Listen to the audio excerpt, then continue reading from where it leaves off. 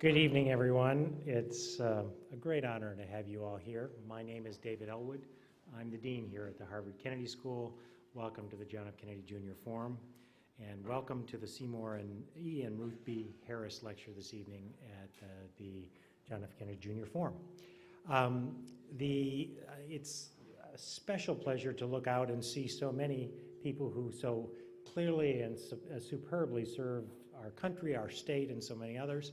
We have people here that are a part of the Massachusetts National Guard and various other rapid response elements.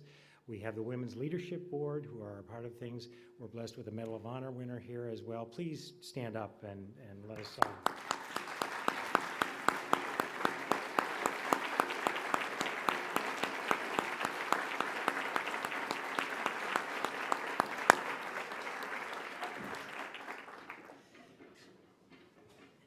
So I think you're in for quite an evening. We have with us tonight General Janet Wolfenbarger, the most senior woman in the Air Force, 4-star general. Now let me say a little bit about the Harris Lecture. It was established in 1975 to reflect the interests of the Harris family in bringing attention to issues of public policy. Past lectures have included people such as Jim Heckman, Torsten Pearson, Tom Schelling, and Ken Rogoff. Given the extraordinary problems we face, I don't know anyone right now that isn't kind of depressed about the world.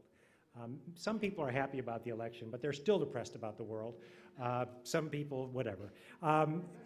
And so many of the challenges we face involve things like security, but they're also technology, they're also about budgets, they're also about so many different things that it feels like we ought to do something about. And yet so often we're unwilling or unable to act. Our speaker tonight has been in the business of acting her whole life and making a difference. The values of the Air Force, integrity, service, and excellence, very much reflect the values that we hold dear here at the Kennedy School. General Wolfenbarger also represents the breadth of talent and skills that are really needed for effective leadership in public service. She's an engineer and a scientist, with a great deal of experience in military acquisitions, in leadership and management all throughout. She was part of the very first Air Force Academy class to include women. Now, in 2012, she became the first female 4-star general in the Air Force.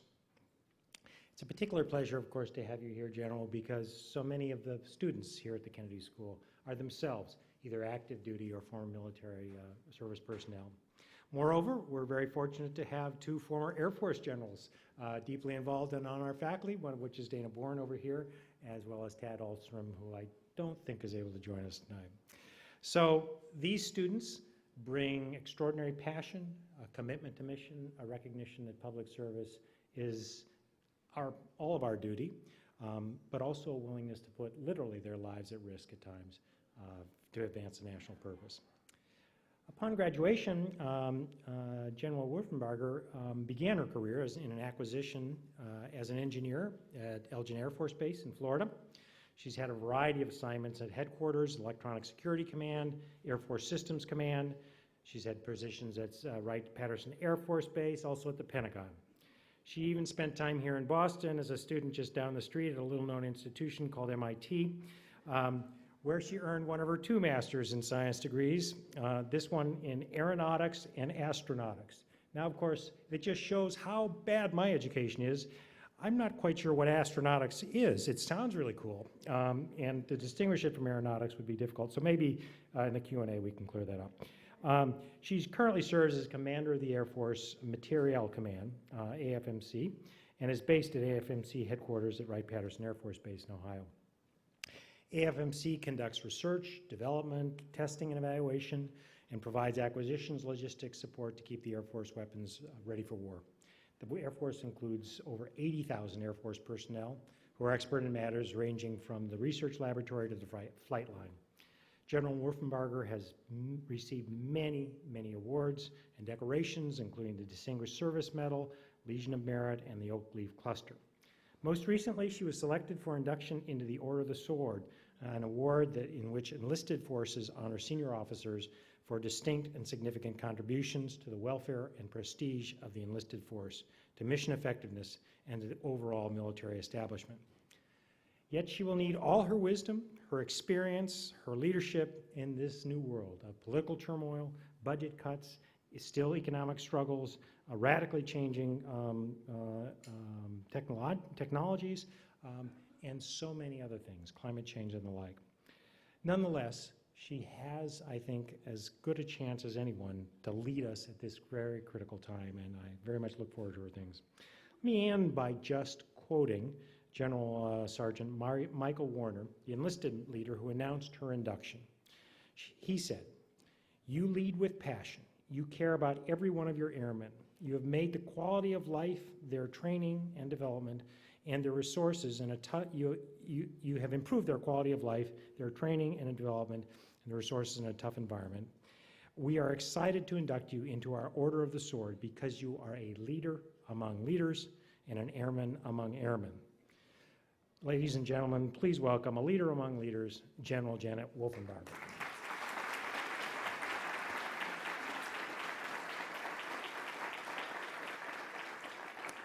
Thank you all, and thank you, Dean Elwood, for that very kind introduction.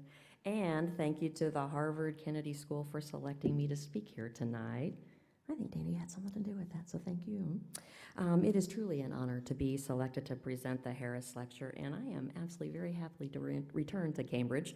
I have very fond memories of my time at MIT just down the road. It was a long time ago, though. It was back in the early 80s that I was here. Well, I chose to talk tonight about a positive, despite the challenging environment that we're in. It is about embracing opportunities in this changing and challenging environment. So I'm going to do a little bit of stage setting for you, and then I'm going to walk you through some of the work that we're doing in Air Force Material Command, really as a case study, I guess I'll call it. Something that this institution is well known for, a case study for perhaps how we can think a little bit differently about the challenges that we're facing us right now. So I'll start with the Secretary of the Air Force, Debbie James, who has said, "With challenge comes great opportunity."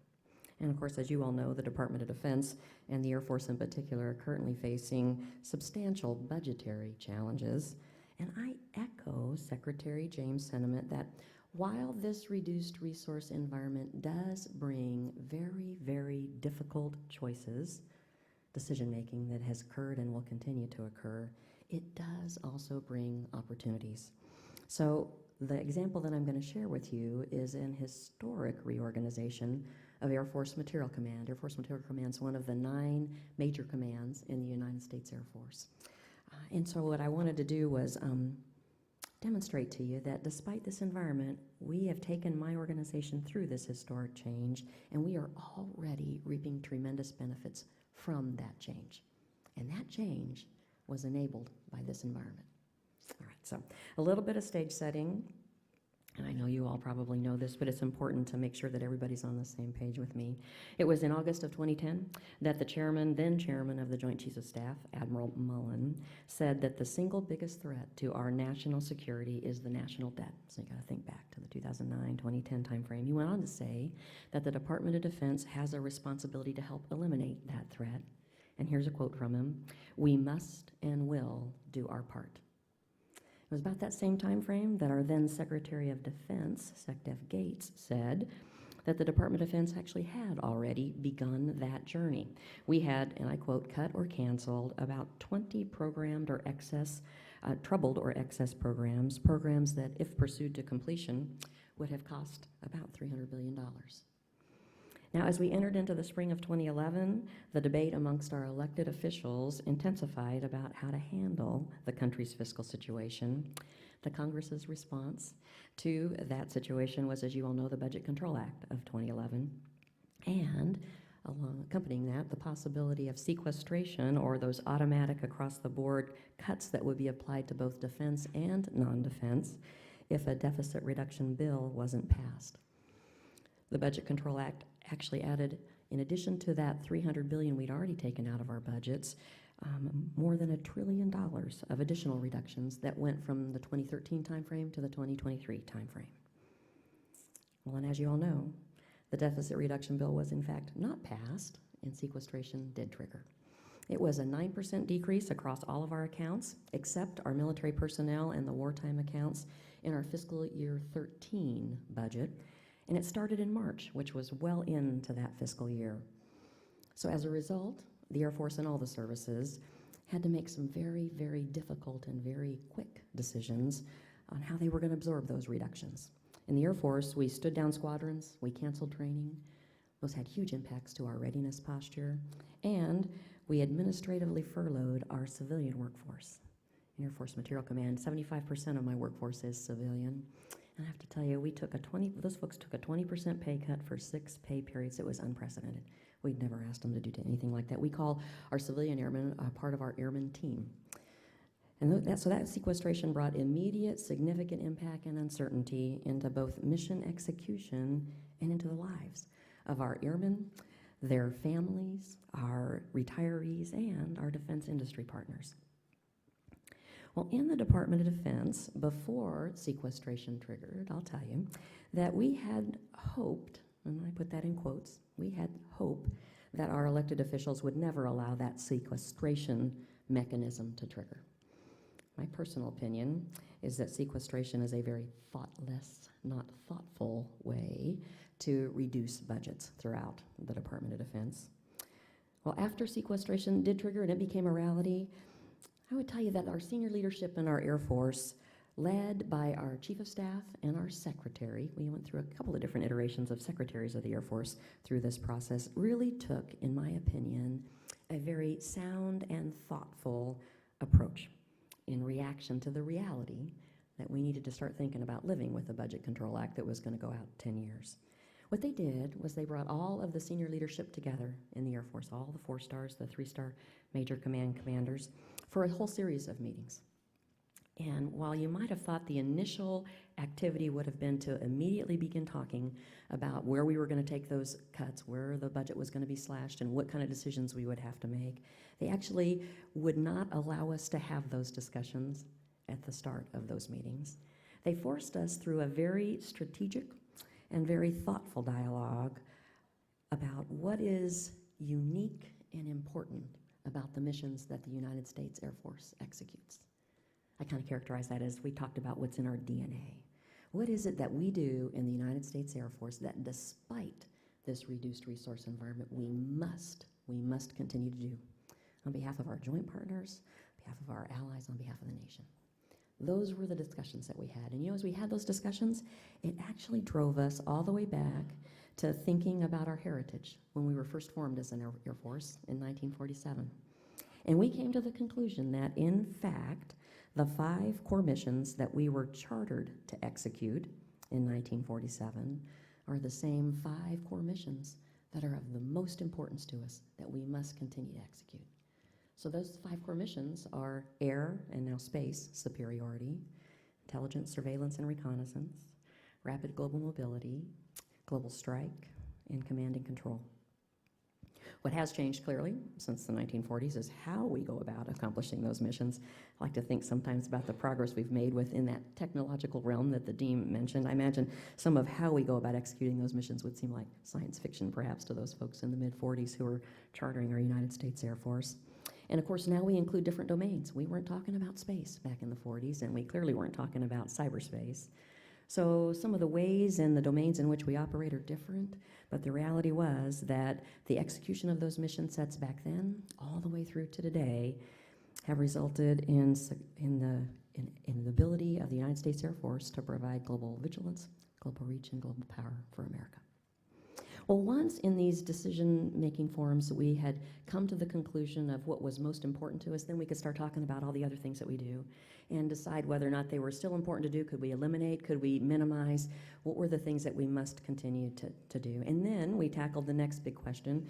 Well, then how are we going to go about executing that smaller set of things that we think are absolutely critical for us to continue to execute? And the realization was clearly we weren't going to be able to stay on the path that we had been on before the Budget Control Act. So we had to make some really hard now strategic trades across the missions that we needed to continue to execute. And we had to take a longer term view. We had to look out 10 years. So we knew what the top line would be anticipated to be because the Budget Control Act laid that in. So we had to not just think about today, we had to think 10 years out. And the result of those deliberations was the determination that we have got to become a smaller Air Force. We also determined that we would not ever become a hollow Air Force, and so it was all about balancing our capability with our capacity, with our readiness. Well, in order to continue to execute those missions that were important to us, not only today but well into the future, we knew that we had to have the weapon systems in our inventory that could defeat what we characterize as the high-end full-spectrum threat. The threat's continuing to evolve, and we're keeping track of it. When we decided that, we knew we needed to continue recapitalizing in some areas, and so we have 3 programs that you may have heard messaged from the senior leadership in the Air Force that we have got to continue to keep on track: the F-35, the KC-46, and the Long Range Strike Bomber. Well, the decision to keep those programs, large dollar value programs, on track meant that we needed to take risk elsewhere. And we ended up saying that the risk that we would take would be in the elimination of some fleets that are on the inventory today, the downsizing of other fleets, and the elimination or substantial modification adjustment to ongoing improvement programs to our legacy fleets. Tough decisions. But all of that done so that we could ensure that we had that balance between modernization and readiness.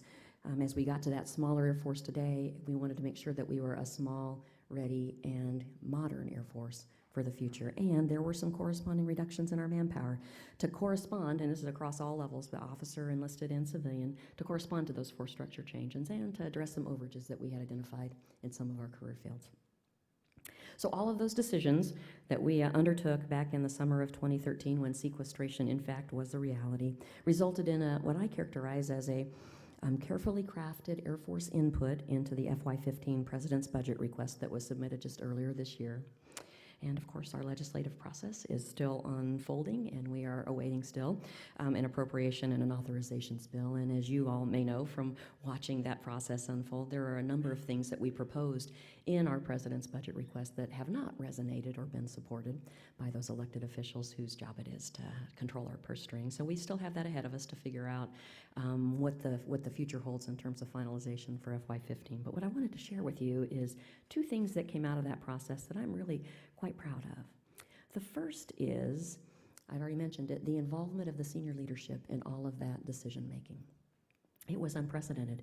Before we did the budget build that way in summer of 13, we've done it again in this last summer of 14. We used to have every major command, so I, out in the field, would submit my portion of the budget into the Pentagon, and then the Pentagon's corporate structure process would, in isolation, determine how they were going to rack and stack all of the needs against the dollars that were expected. So I got to tell you, I never saw my input again until it became part of a president's budget, and in almost every case, there was broken glass. There were things that I thought to myself, wow, I wish somebody would have come and asked me about that before they made that decision. So I have to tell you, the process that we used in the summer of 13, and again this last summer, allowed for kind of me feeling vested, all of the senior leaders feeling very vested in all the decisions that were made. And so there was an opportunity for us to be a part of that process and to own it. And I think we're going to continue to operate this way. Certainly we've done this 2 years in a row, and I think it's a far better approach to how we do budget building in our United States Air Force. And then the second thing that I'll share with you that, in my opinion, is a huge improvement in our processes comes from the fact, as I've already mentioned, that the Budget Control Act goes out 10 years. So we were forced to take a longer-term view in the decision-making that we did. So I have to tell you, we've been guilty in the past in putting budgets together of focusing primarily on the first year of a FYDP, a Future Years Defense Program, maybe a little bit on the second year. But those last 3 years of a FYDP really didn't have a whole lot of fidelity, a whole lot of rigor in them. And what we found in the past is that we have been guilty, as a result of that approach, really not controlling our appetite for launching various activities or programs, which then resulted, once you get right past those 5 years of a FYDP, in this kind of insurmountable bow wave that occurred right outside the FYDP. Well, now, as a result of the work that we've done over the last couple of years, our Air Force has embraced a strategic planning framework, a process that is no shorter than 10 years as a horizon, and also takes a 20-year and a 30-year cut in terms of strategically planning for the future of the Air Force. I think we're now ensuring that our appetites are controlled and that we will be affordable as an Air Force in the future. All right, that was really all stage setting. Now let me get to Air Force Material Command. So my premise, the title of my talk tonight, is Embracing Opportunities in a Changing or Challenging Environment. So I kind of spent a little bit of time sharing with you my perspective on the challenging environment. Let me do a little bit of introduction to you for Air Force Material Command. Dean did a great job of giving you a little bit of a sense. We're a support command, again, one of the 9 major commands in the Air Force. Our job is to equip the Air Force for world-dominant air power. That's our mission. We develop, we field, we sustain warfighting capabilities for the United States Air Force. We do have about 84,000 people in my command, one of the largest commands in the Air Force. That 84,000 people is about 13% of the total manpower. We, as 13% of the Air Force's manpower, are responsible on any given year for about 40% of the Air Force's spend. On any given year, between $55 to $60 billion. It's an extraordinary responsibility. We have 5 missions that we execute. The first really mirrors our Air Force's #1 priority mission set, which is in that nuclear enterprise, executing our nuclear mission. Material Command has the materiel responsibility for the 2 legs of the triad that our Air Force is responsible for, the intercontinental ballistic missiles, the ICBMs, and the air-delivered capabilities, the bombers that are nuclear qualified, along with the weapons that they carry. The second of those 5 missions is the Science and Technology mission. So the Air Force Research Laboratory is part of Air Force Material Command. We have world-class scientists and engineers who are responsible for not just technology maturation for today, responding to combatant command needs and our other major command needs in their organized train equip role for providing forces to the combatant commanders. But our laboratory, I think uniquely for our Air Force, is also responsible for ensuring we're looking far enough out into the future, decades in the future, for what those game changers are, so that we can figure out how to fight wars differently in the future and continue to prevail. So I've got the S&T mission for the Air Force. The third mission is one of life cycle management. So we have a responsibility to provide, to acquire, and to support warfighting capabilities. We call it cradle to grave. From the point at which a requirement is first envisioned for a new system, all the way through the design, the development, the manufacture, the fielding, the support, ultimately to disposal. So cradle to grave responsibility for warfighting capabilities. The fourth mission that I execute is one of developmental test and evaluation. So I have world-class test pilots, just ask them, and test engineers. Their job, along with the assets that they own and the infrastructure that is part of my Air Force Test Center, this is how I characterize it, they ring out those capabilities, those warfighting capabilities, to ensure that they do what they are intended to do before we deliver them to our customers, to the warfighters. And then I have a 5th mission, a sustainment mission. I own the depots for the Air Force, so for all that organic depot maintenance, making sure that aircraft that have been in the fleet for a while continue to perform the way they need to perform. So that's one piece of my sustainment mission. And we've centralized in Air Force Material Command the supply chain function for the Air Force as well. So I'm responsible for pieces and part delivery 24/7, 365, wherever pieces and parts are needed in the United States Air Force. All right. Now let me talk to you about AFMC's response to this changing environment. Okay, a little history first. I'm making sure that you're excited to hear what it is that I have to say. All right, so we went through this reorganization from the point at which I took control in June of 2012. But let me just tell you kind of how the organization, what the state was when I took over, and then we'll get to the end state that we're in now. So it actually starts back in 1992. We merged 2 major commands in the Air Force Systems Command, the front end of that life cycle, and Air Force Logistics Command, the back end of that life cycle, into one major command, Air Force Material Command. So 20 years before I took over, this major command had been formed. The intent was to embrace that life cycle management, integrated weapon system management philosophy. And what we did back then, 20 years ago, was to merge at the headquarters level, but we really didn't attempt to take action at the subordinate unit level. So back then, back in 1992, there were 18 different centers. That's our subordinate unit designation within Air Force Material Command centers that reported to the headquarters. So then you fast forward for when I took over in June of 2012, and over the years, over those 20 years, that number of 18 had reduced to 12. But when I took over, there were 12 centers that reported to me at the headquarters. And I gotta tell you, as we looked, that was really out of balance with the rest of the Air Force in terms of the span of control, the subordinate reporting units. And so there was an opportunity to take a hard look at how we were organized. Let me just say that if I think about how that organization unfolded and how it operated, back in 2012 when I took over, we had what I'll characterize as a geographic alignment. So we had those 12 centers. They were geographically placed, and whatever executed at that geographic location, so there were 5 missions that I mentioned to you that we're responsible for. Any of those missions that happened to execute at that geographic location, the commander of that center was responsible for. What that meant was that we had some centers accomplishing multiple missions, and we had multiple missions accomplishing, or multiple centers accomplishing single missions. And all of them used different processes, because each one of them had a culture of their own.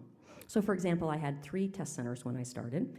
I had one at Edwards Air Force Base, one at Eglin Air Force Base, one at Arnold Air Force Base, 3 of the 9 bases that I'm responsible for. And each one of them executed that test mission differently, using their own set of processes and procedures. And that same theme was consistent no matter if I'm talking lifecycle management or test. Those are the 3 primary areas that we focused on in this reorganization. So the reorganization was birthed, I like to say, from an Office of the Secretary of Defense mandate in this time frame to embrace the efficiency mantra. What we were told to do was to go figure out how we could reduce duplication and overhead and excess and instill a culture of savings and cost accountability, really throughout the department. So this reorganization for AFMC, I actually have started calling it a reinvention. It's so powerful. This reinvention of Air Force Material Command really was structured to align to those 5 missions that I shared with you we're responsible for. So we went from 12 centers to 5. We actually stood down 7 centers, stood up. We had 2 that were already in existence, stood up 3 others that were intended to be responsible at that enterprise level for each one of those missions that we were held accountable for. And when we got the go-ahead, we executed.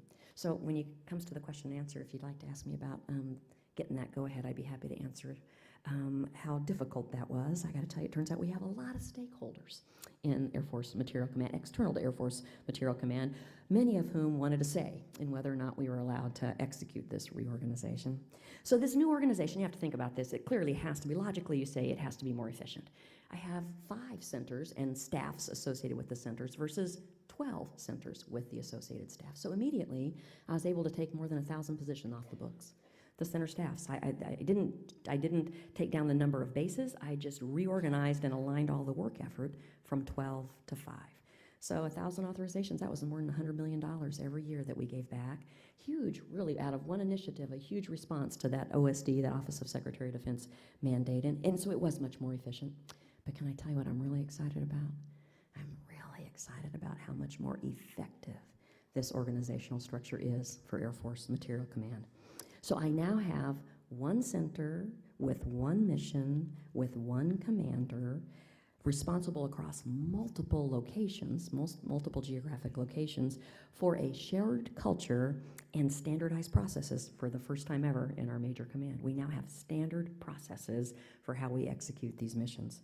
I think we've elevated mission performance across all 5 of those mission sets in what, actually one of my center commanders coined a term, a geo-agnostic way. Isn't that kind of cool? Geo-agnostic versus geocentric.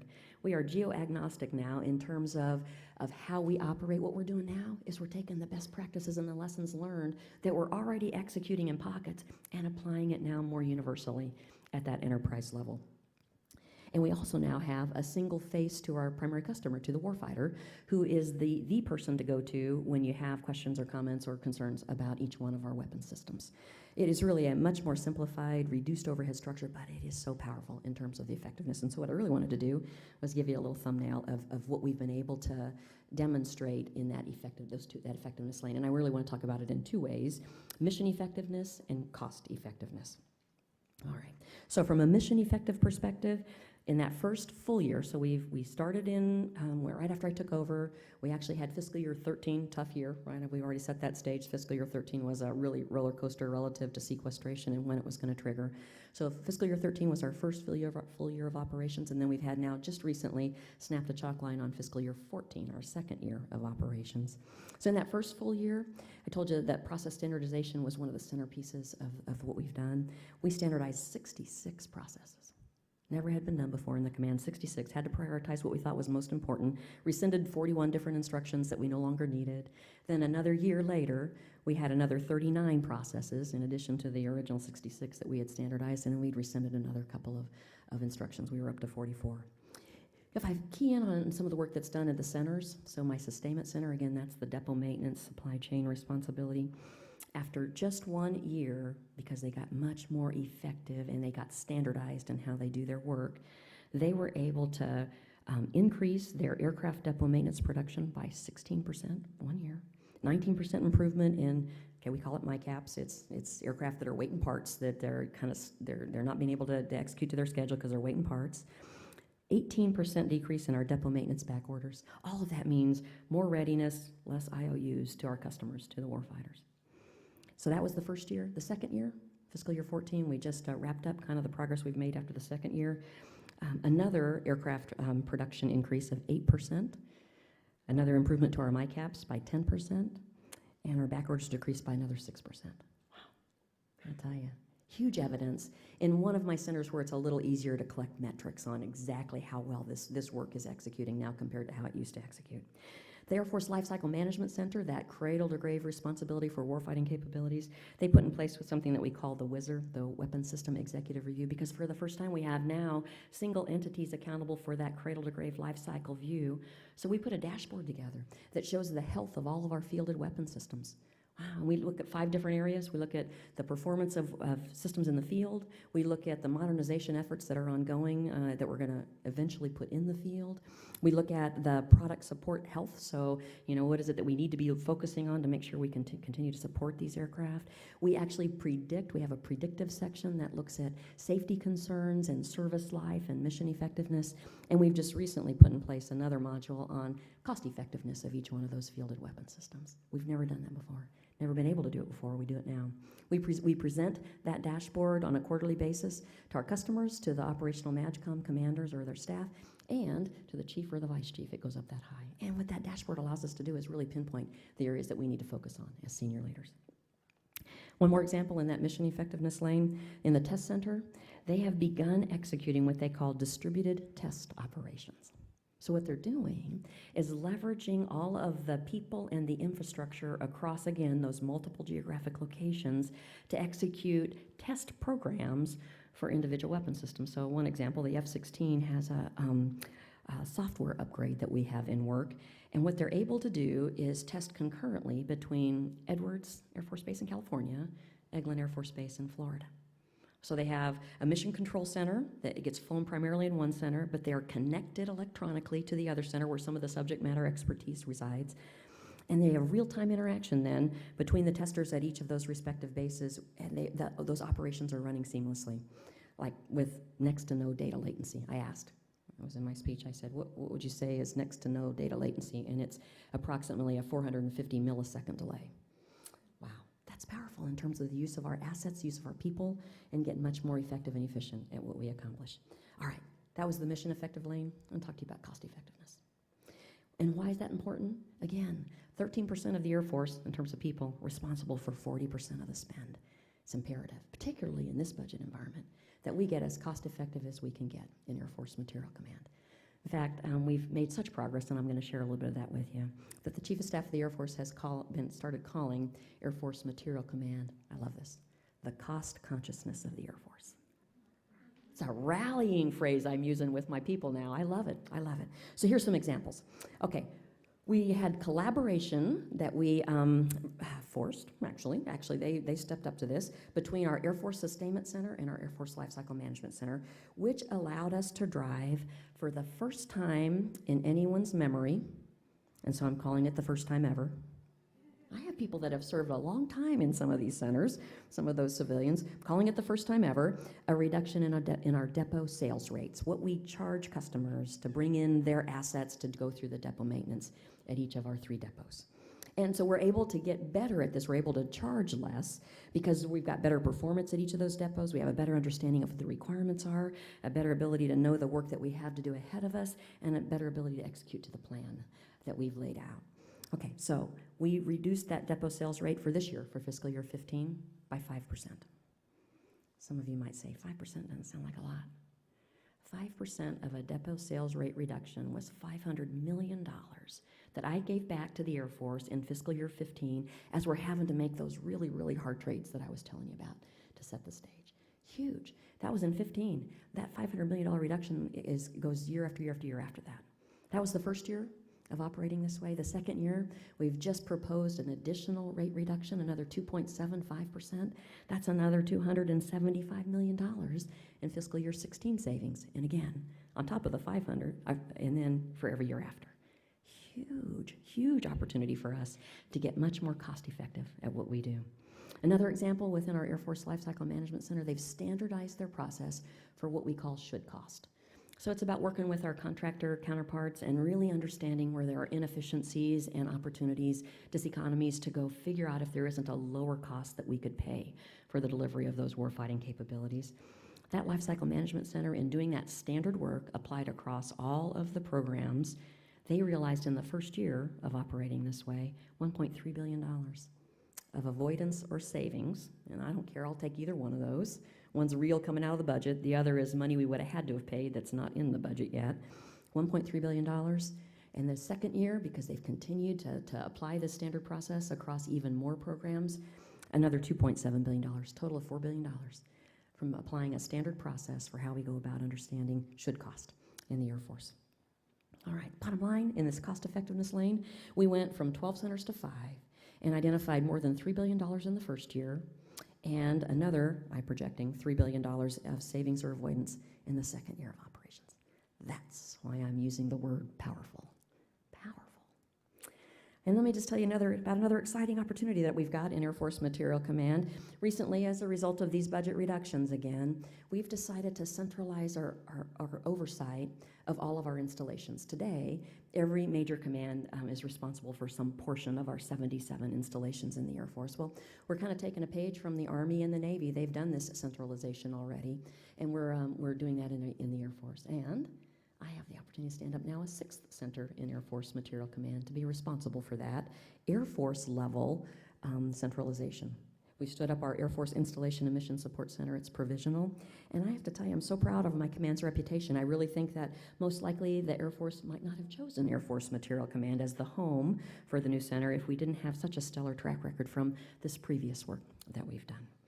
And as you can see, we're not done. We're in our now 3rd year of operating under this new organizational construct, and I really think we are just on the forefront of really leveraging not only the construct, but as I said, the power that's behind it. So I started this evening by talking about embracing opportunities for challenging times, right? That's my theme, and I've used this reorganization as my case study as an example of that construct. So can I share with you next that some of my predecessors, some of the former Air Force Material Command commanders, had wanted to do at least some pieces or parts of this reorganization on their watch, but the environment didn't allow it. It's because it's that old adage. I maintain it's the old adage. If it's not broke, then let's not fix it. So we needed a burning platform, and that burning platform was this reduced budget environment that we're operating in right now. And I tell you, I see today an appetite, and it's actually a hunger for good ideas for how we can execute our missions more effectively and more efficiently. We got to do that. We don't have enough money to do it, perhaps the way we had been doing it. So my message to my workforce in this challenging environment, it's hard. We're having to make hard decisions, but there is opportunity. And here's what I tell them. In my almost 35 years of service, I have never seen the aperture more wide open for those good ideas to get a fair hearing. And I tell them, bring them on. Let's tackle the next challenge. The time is right now. It may never get better in their career or in mine. So in conclusion, I think we get to the questions part next. I have to say, and Dean and I were talking about this, I do believe that today, now, is a great time to lead and to execute, for me, this critical material mission for the United States Air Force and ultimately for our nation. And I truly think I have the privilege of serving in an institution, the United States Air Force, that embraces opportunities in this changing and challenging environment. Every day I have the opportunity to lead an organization responsible for equipping the Air Force for world-dominant air power. It's an awesome responsibility that the men and women of the Air Force Material Command are so proud to accomplish. All right. Thanks again for inviting me to speak with you this evening. It was truly an honor to be here, and I'm looking forward to your questions. Thanks very much.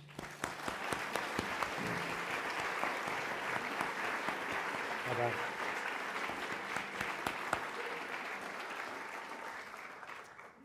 All right, folks, we do now have time for questions, and we have microphones at 4 locations. One's right here, one's right here, one up here, and one over there.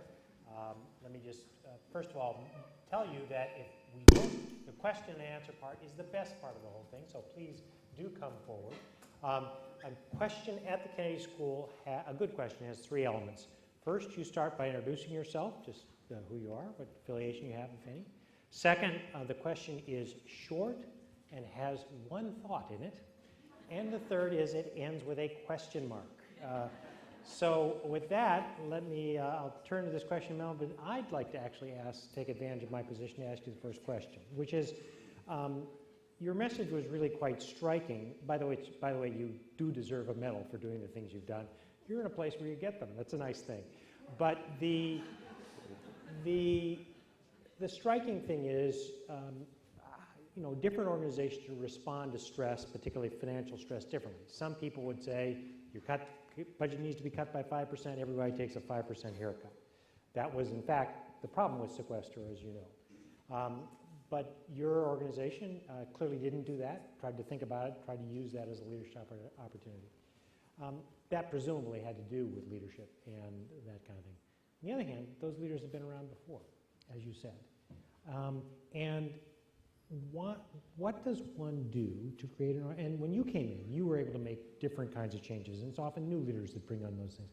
What can an organization do so that even when the times aren't, when the platform isn't burning, you're looking out 4, 5, 10 years, you're thinking about how to really improve and so forth. And that's particularly hard in a setting like the public sector where oftentimes, your budget just keeps coming, whatever it is. You've got constituents. That's how your bread is buttered. How do you keep that going after the platform has been put out?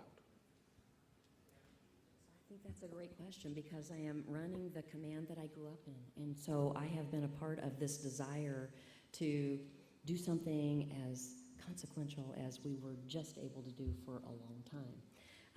I think the part of the powerful nature of what we've done is we got people excited. Those 84,000 people, the vast majority of them, as I'm out and about in my command, they're excited. And so my hope is that they will continue the path, walking the path. I would tell you this, when I first took over, I brought in all of my leadership together, those 5 center commanders, and I looked around that room, and it was kind of neat. We had all grown up in the Air Force together, and we looked at each other and we said, we have an opportunity to implement all those things we talked about growing up in our career that if we were ever in charge, we would want to change. We had that opportunity. So it's perhaps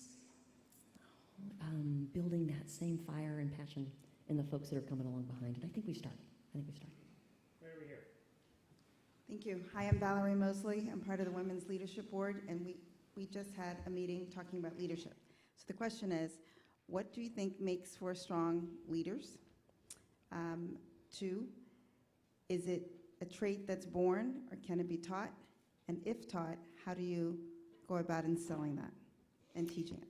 Was that 3 questions? I Yeah, think that was 3 questions, but that's okay. I'll work on answering every one of them. I usually run a tight ship, but they were good, so. All right, let's see. I actually have a leadership speech that I can tell you. I actually have Leadership 101 principles and Leadership Now 201 principles that I have kind of collected up throughout my time as a senior leader in the Air Force. The 201 probably generated from the time I've been a general officer. So in a nutshell, to me, being a good leader, it is 2 things. It is taking care of your mission and taking care of your people. And those 2 things are connected. If you take care of your people, you get folks who are energized and ready to execute the mission. If you got everybody leaning forward to execute the mission, you can't help but succeed. And there's a whole lot of corollaries that go with that I'll have to share with you at some point. You asked me if I thought that leaders are born or can they be trained. Is that a way to characterize what you said? I actually think both are true. I have, in my career, met leaders that I have thought were just born with certain charisma, capability, skills that make them outstanding leaders. I'm also of the camp that you can actually train folks, and we do a whole lot of that in all of the services, certainly in the Air Force. There's lots of ways that you can learn to be a good leader if you aren't one from being a born leader. That we put folks through formal training. We recommend reading books. Here's what I always tell folks: the best teacher, in my opinion, is watching others and determining what character traits you want to emulate. I gotta tell you, you can learn from those leaders that have character traits that you don't want to emulate as well. So I personally believe that actually both of those are paths to having great leaders in our United States Air Force. Great. Right over here. Hi, ma'am. Gary Keefe of Cincinnati and General Masters. Last fall, when I went out for your senior leader conference, you identified you were going through a reorg, looking at furloughs, and then on top of that, you were dealing with a 20% manning cut. But one of the things you identified that I think could affect a lot of people is you identified 75% of your workforce was civilians. And of that 75%, there was a large majority that were 55 years old or older. So my question for you is, what initiatives have you put in place that you actually to address the fact that you got an older workforce that's staying longer, but at the same time, you identified like your research lab. How are you recruiting and luring in quality individuals so you can avoid a bathtub effect when this older workforce ends up leaving material command? Thanks. That's a great question. So can I tell you this? I'll start with this. Ever since I've been in material command, we've been talking about the retirement eligible population and what a dire circumstance we were in, because if all of them chose to retire when they were eligible to, we wouldn't be able to accomplish our mission. It hasn't happened. It hasn't happened. We have folks that may be retirement eligible, but they're so excited about the work they get to do that they're staying on a whole lot longer than their retirement eligibility date. I would also tell you this, that in my career we have done this in perhaps a non-optimum way when we've had to take cuts in the past. We have, in some cases, cut off sessions, and I gotta tell you, that is just the wrong approach. We've lived with bathtubs as a result of career fields and year groups and skill sets that we are still having that work its way through, the continuum of a person's career. So, since I now get a voice, I get to be the decision maker on how we're going to approach this, we're working really hard at making sure we understand what our needs are so that we don't shut down the pipeline, so we assess appropriately. We make sure that we understand the skill sets that we need in doing those accessions, and those are changing. As you look at the technologies that are available to us today that weren't available when I first came in, we have to continually be ahead of where we need those skill sets, and then once we get them in, we need to retain them. So we've got lots of programs underway to make sure that we're training folks, we're helping to achieve their potential, and where we do have folks who make decisions to leave the Air Force, we're off trying to figure out how to fill those gaps. But I think we've got the right sight picture.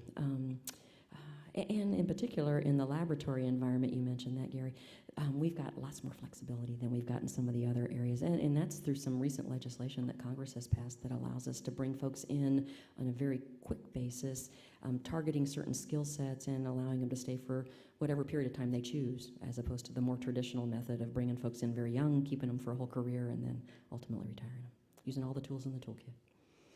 Right up here. Hi, my name is Isha Karain. I'm a sophomore at the college and a member of the Women's Initiative in Leadership at the IOP. My question is a little bit more of a personal one, but again, thank you for being here and thank you for your service to this country. As a female general, what are some challenges you have faced in this very heavily male-dominated field? See, now that's a whole different speech.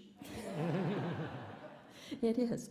We were talking in the foyer before we came out here about some of the changes that I've seen in my career, and it's been extraordinary in terms of the progress that the Air Force has made in embracing the value of diversity.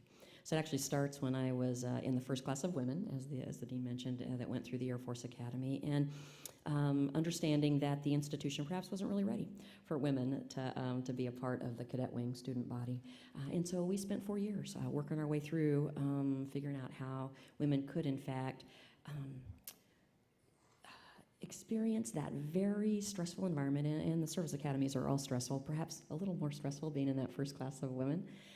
But in my mind, it was all about being placed in those stressful situations, however you want to define them, academically, physically, mentally, emotionally, understanding as I came out the other end of those experiences as my learning that I am far more capable than I ever thought I could be. And I have relied on that knowledge in myself ever since. So to me, it has not been about being a woman in the Air Force. It's been about being recognized, accomplishing missions, being a part of a team. And if there's recognition to be had, it's for what we were able to accomplish, not because I was a woman. And so I have been so proud to have been able to serve for almost 35 years now and be a part of an institution that I have seen progress and grow. So the upside, after I start with some of the challenges and some of the changes that I've seen, I have to tell you this. Oh, this is being recorded. Maybe I shouldn't. I have to tell you, sometimes I'm the only woman or one of very few in many, many meetings that I attend, and there has never been a line at the ladies' room in my entire career. Unlike the men who are attending those meetings. Good line, right there. My name is Jacob. I'm a sophomore here at the college, and throughout your speech, you focused on the long-term goals of the Air Force Material Command. I'm just interested in your environmental focus and how you're preparing for climate change here in the 21st century. Got a huge focus on that. So does the whole of the Department of Defense, to be honest. Tomorrow we're going to get a chance to share with some of the faculty some of the metrics that we've put in place to judge how well we're doing in terms of this new opportunity to execute these missions. And we have many metrics that are associated with how well we're doing in terms of energy reduction, conservation, getting green, all of those things that we need to be held accountable for. And we're making good progress. We're making good progress. Right over here. Hi, General. I'm Joan Creste, also with the Women's Leadership Board. You referenced the private sector defense contractors or your partners. I'm curious about what percentage of your budget goes to those contractors, whether you have the same level of control over that money, and whether you're concerned about the risk of the reinstatement of the earmarks under the Republican Congress and whether that would impact on our safety. I am not concerned in reference to your last question, and perhaps there's some political dialogue that we could have on that offline. Let me tell you that the bulk of what we do is broken up. The largest chunk is in money that goes to our industry partners. We do have some portion that we execute organically, particularly in those depots in that function that we're responsible for.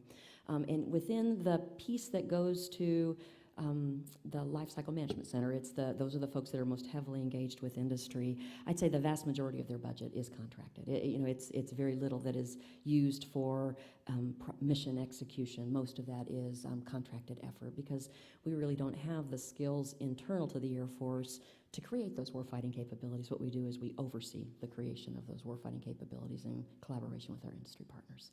And can I say that even in this reduced resource environment, it is absolutely essential for the future of this country that we maintain a healthy defense industrial base. And so we're working really hard to figure out how we can partner with those industry folks to ensure that all of us collectively work our way through however long that Budget Control Act legislation remains in place.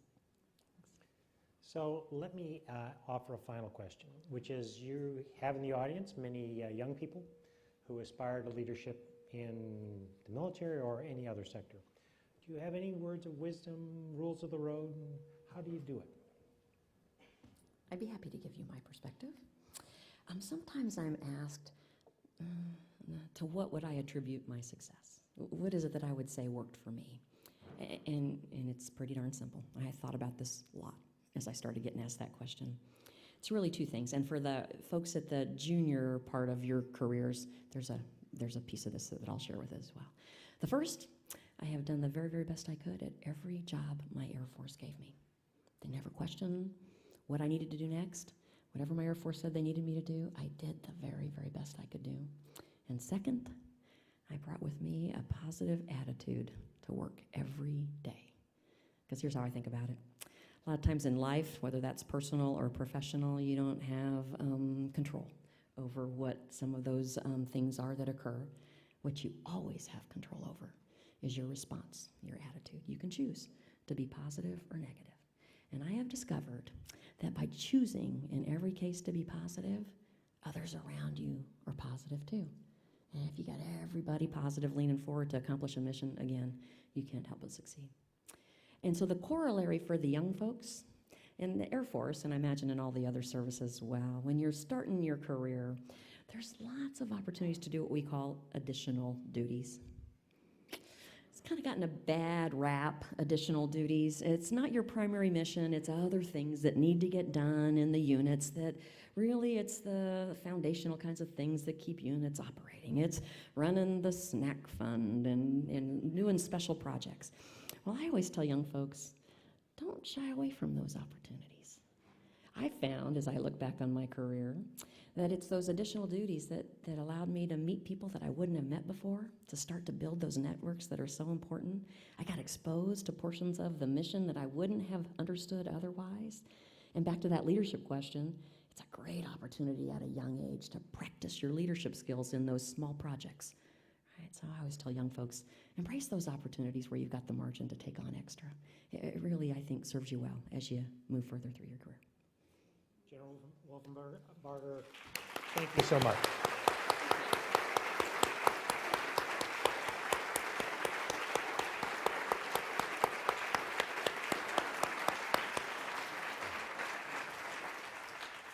Thank you all for being here this evening. It's a wet night outside, so please drive safely. Thanks again.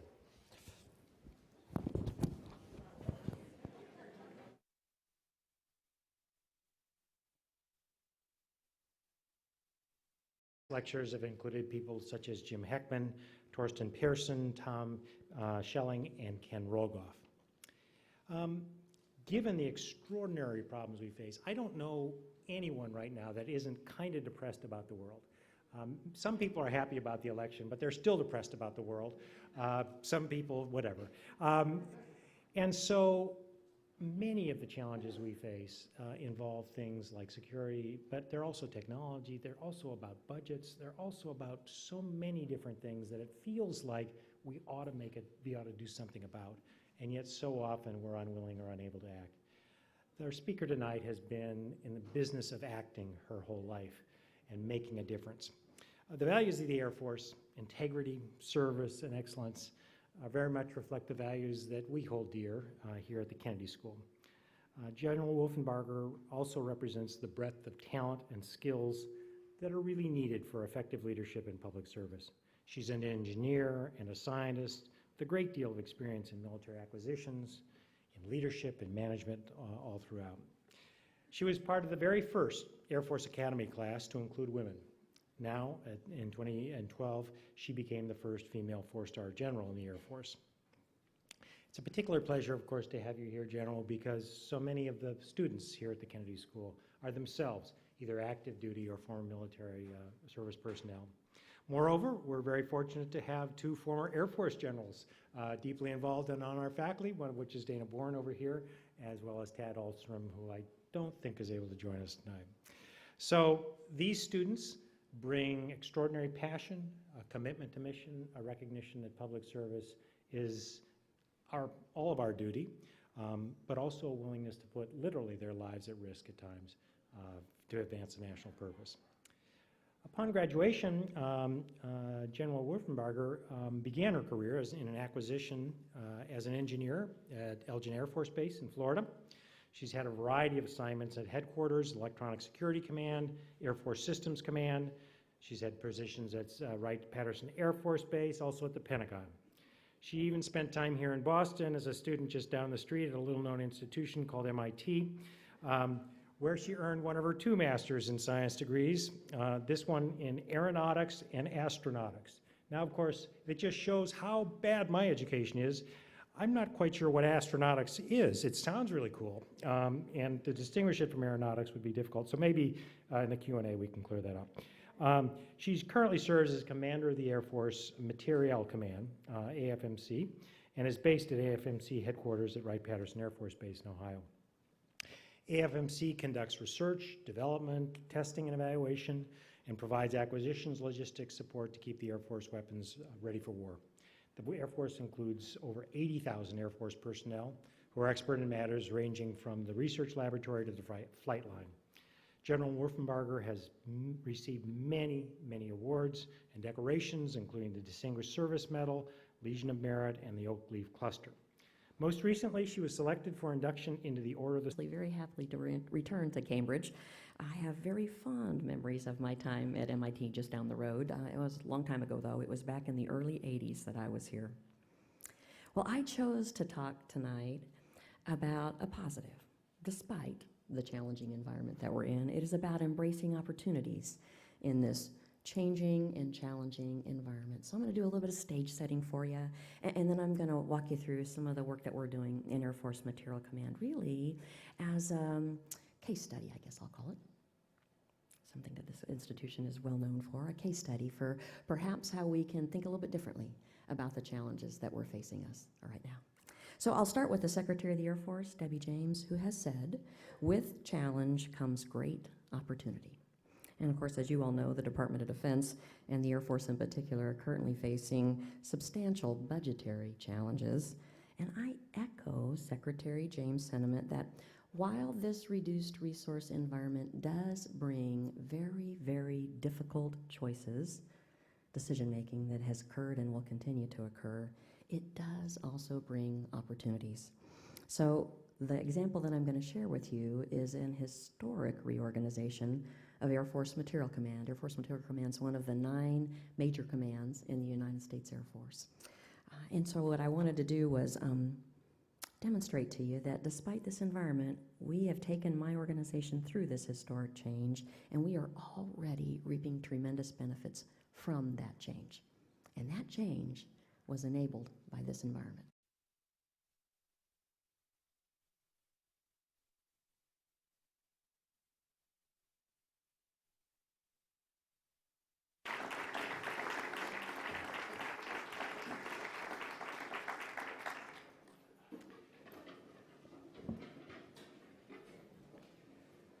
Good evening, everyone. It's a great honor to have you all here. My name is David Elwood. I'm the dean here at the Harvard Kennedy School. Welcome to the John F. Kennedy Jr. Forum, and welcome to the Seymour E and Ruth B. Harris lecture this evening at the John F. Kennedy Jr. Forum. It's a special pleasure to look out and see so many people who so clearly and superbly serve our country, our state, and so many others. We have people here that are part of the Massachusetts National Guard and various other rapid response elements.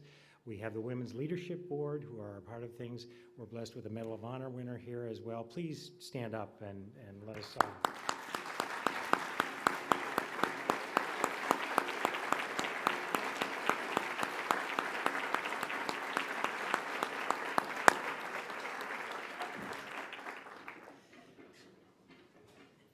So I think you're in for quite an evening.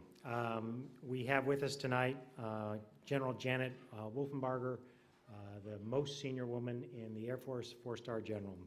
Now let me say a little bit about the Harris Lecture. It was established in 1975 to reflect the interests of the Harris family in bringing attention to issues of public policy. Passed the sword, an award in which enlisted forces honor senior officers for distinct and significant contributions to the welfare and prestige of the enlisted force, to mission effectiveness, and to the overall military establishment. Yet she will need all her wisdom, her experience, her leadership in this new world of political turmoil, budget cuts, still economic struggles, radically changing technologies, and so many other things, climate change and the like. Nonetheless, she has, I think, as good a chance as anyone to lead us at this very critical time, and I very much look forward to her things. Let me end by just quoting General Sergeant Michael Warner, the enlisted leader who announced her induction. He said, "You lead with passion. You care about every one of your airmen. You have made the quality of life, their training and development, and their resources you have improved their quality of life, their training and development, and the resources in a tough environment. We are excited to induct you into our Order of the Sword because you are a leader among leaders and an airman among airmen." Ladies and gentlemen, please welcome a leader among leaders, General Janet Wolfenbarger.